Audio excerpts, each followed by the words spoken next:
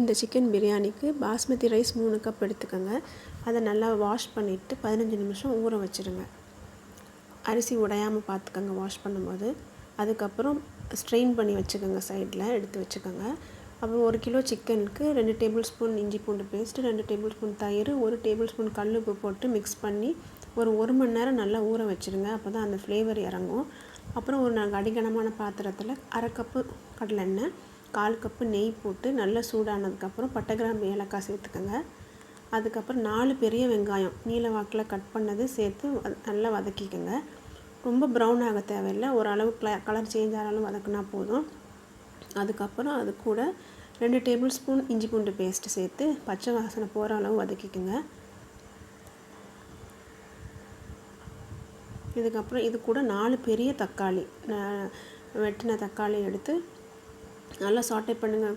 நல்லா சாஃப்டாகிற வரையும் சாட்டே பண்ணிடுங்க. அப்புறம் அதுக்கு மல்லி, புதினா அது சேர்த்து பொடியாக நறுக்குனது சேர்த்து வதக்கிக்கோங்க.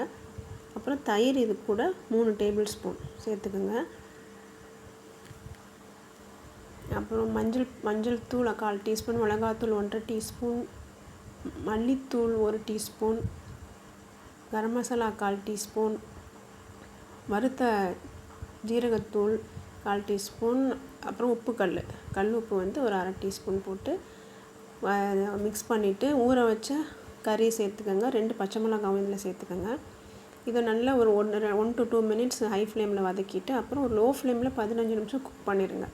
அதுக்கப்புறம் தண்ணி 5/2 கப்பு, தேங்காய் பால் 1/4 கப் சேர்த்து கொதிக்க விடணும் ஹை ஃப்ளேமில். அதோட இந்த தண்ணி கூடவே உப்பு கல் 1/2 டீஸ்பூன், இந்த ஐஸ் வடித்த அரிசியும் சேர்த்து வச்சுட்டு ஸ்ட்ரெயின் பண்ணி வச்சுருந்தோம் இல்லையா, அதை போட்டு நல்லா மூடி போட்டு ஹை ஃப்ளேமில் பாயில் பண்ணணும். பாயில் பண்ணதுக்கப்புறம் ஃப்ளேமை லோவாக வச்சுட்டு ஒரு 5 நிமிஷம் இந்த மாதிரி அரிசி மேலே தெரிகிற அளவுக்கு வர்ற வரைக்கும் பண்ணிவிட்டு இதுக்கப்புறம் நீங்கள் நல்ல சூடான தோசைக்கல் எடுத்து கீழே வச்சு அது மேலே இந்த குக்கர் எந்த வெசல் வச்சுருக்கீங்களோ அதை வச்சு மூடி போட்டு இப்போ நீங்கள் ஒரு 10 to 15 மினிட்ஸ் இதை குக் பண்ணணும்.